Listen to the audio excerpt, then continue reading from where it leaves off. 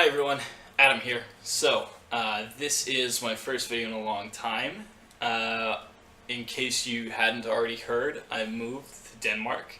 So I am currently here in Denmark. It took weeks of, just packing up everything in the house and then going through all the stress of that and having my computer shipped over here and getting settled in and what have you, finding a gym. That took forever. It didn't really take forever. I was just lazy about it.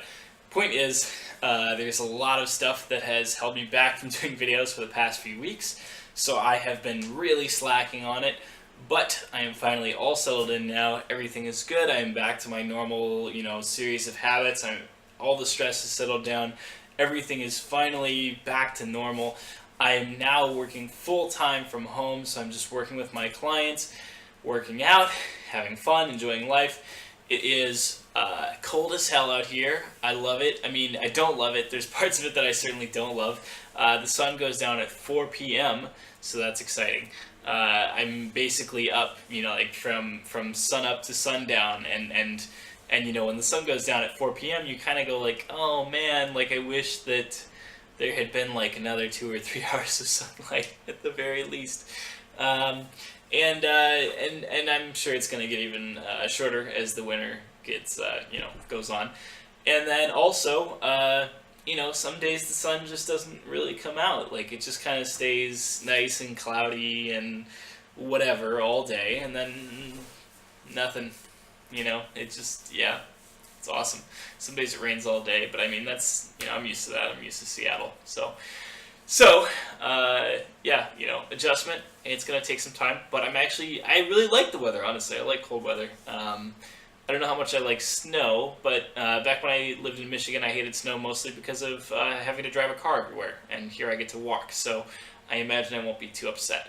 I enjoy snow so long as I don't have to drive through it. I hate driving through snow.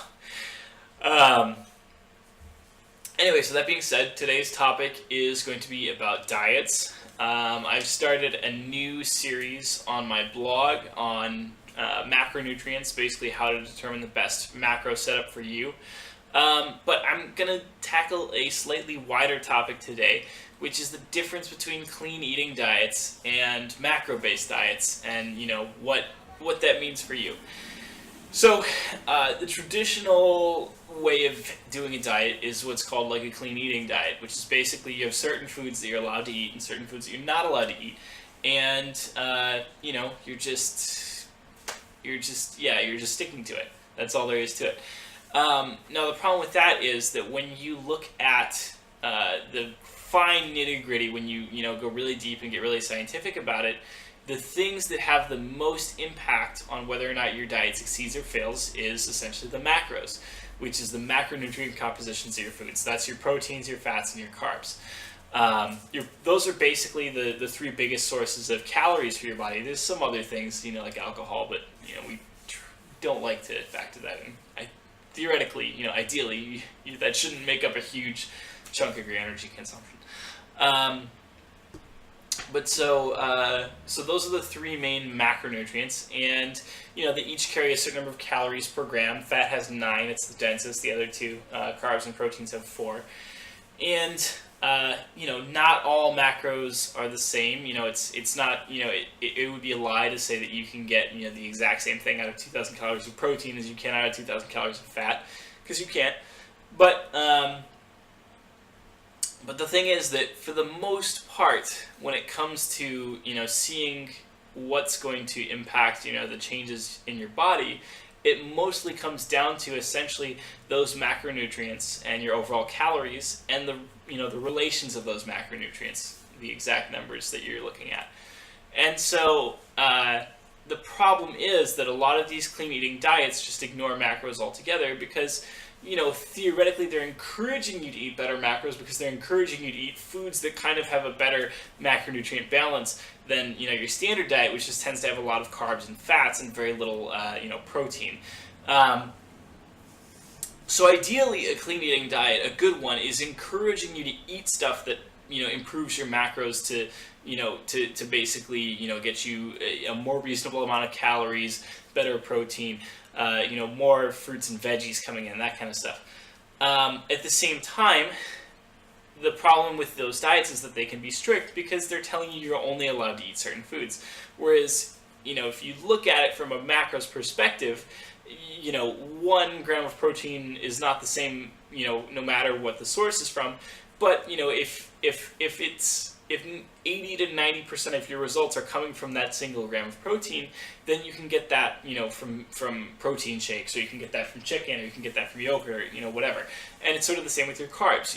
If you have a certain number of overall carbs that you can have, without overshooting your calorie targets, then yeah, you could theoretically have those carbs from, sugar, or, candy, or soda, or, whatever the hell you want. And so macro-based dieting, which is also called, if it fits your macros, flexible dieting, is much more flexible day to day in that you're allowed to have small amounts of junk food, here and there. Again, provided that it's small, provided that it's kept within your overall targets, provided it's not sabotaging, your overall diet. Versus clean eating diets, which are often unnecessarily restrictive and just say you can't have any of those things at all. Now, a huge feature that's been programmed into a lot of these clean eating diets is, cheat days or cheat meals, where you kind of, go all out and just have whatever you want, and, you can eat crappy food, whatever, maybe 1 day a week, or maybe 1 or 2 meals a week instead of all day. And of course, the problem with that is that while that does counteract, a lot of the strictness of your clean eating diet, that, you can absolutely overshoot your calorie targets by a huge amount. You can absolutely, really miss the mark. And so, the question is, which approach is best, a clean eating approach, or an if it fits your macros, flexible dieting type approach. And the answer is that, neither is superior, because they're both really trying to get you to the same place. Again, they're both trying to get you to that place where you're eating an adequate amount of protein, you're eating the right amount of calories, to suit your activity level, to suit your body type and size. And, there's theoretically multiple ways that you can do that. Now, the thing is that, as a coach, as someone who's worked with a lot of clients, I will tell you that some people hate numbers. They will hate recording things. They might write shit down if you ask them to journal, but they do not want to weigh their food and track portion sizes and put that into a calculator. They hate that, which is why trying to force everyone to use MyFitnessPal or whatever is a bad idea. At the same time, there are some people that love that kind of thing. They love numbers. They love, I have a couple clients, that you give them, like a spreadsheet, and they'll make it super fancy, and they'll squeeze every little thing out of it that they can. That's just how some people are. They like having that data. So, I say that, it's the approach is different for different people. If you're, for example, someone like me, I love numbers in certain ways. I hate doing numbers when it comes to, tracking my diet. I've often, honestly, taken sort of clean eating style approaches. If I'm trying to lean out, I just focus on eating a lot of protein and eating a lot of vegetables, and that's about it. Very minimal carbs throughout the day, very minimal, added extra energy from other sources. So you can really do things, whatever way is best suited for you and your temperament. But you do have to understand that clean eating diets are less precise. They're definitely less precise, but they work really well for people who don't want to be, specifically precise in that way.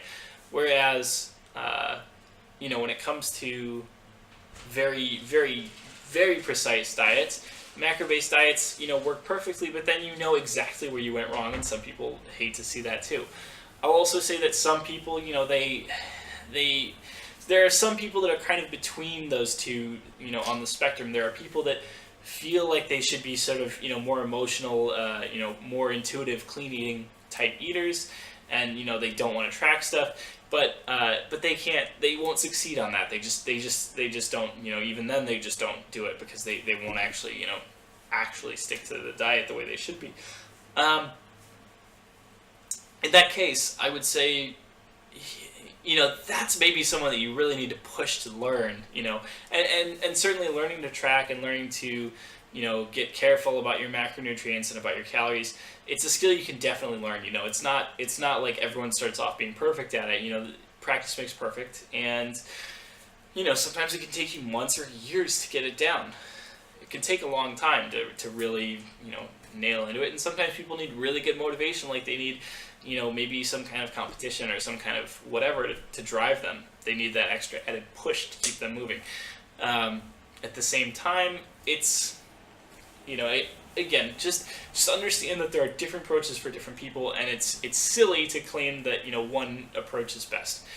I would say that flexible dieting has become super popular in recent years. A few years back when I was starting to be a trainer and a coach, that was the big thing, and everyone was talking about it, and no one could stop talking about it. Now at least people stop talking about it so much. But yeah, neither approach is inherently better. It's just that you have to find something that works for you or that works for your client if you're a professional. That's all there is to it. So, that's it for today. As always, if you like the video, please share, please comment, please like, please tell me what you want to see next time, and I will see you guys later. Have a good one.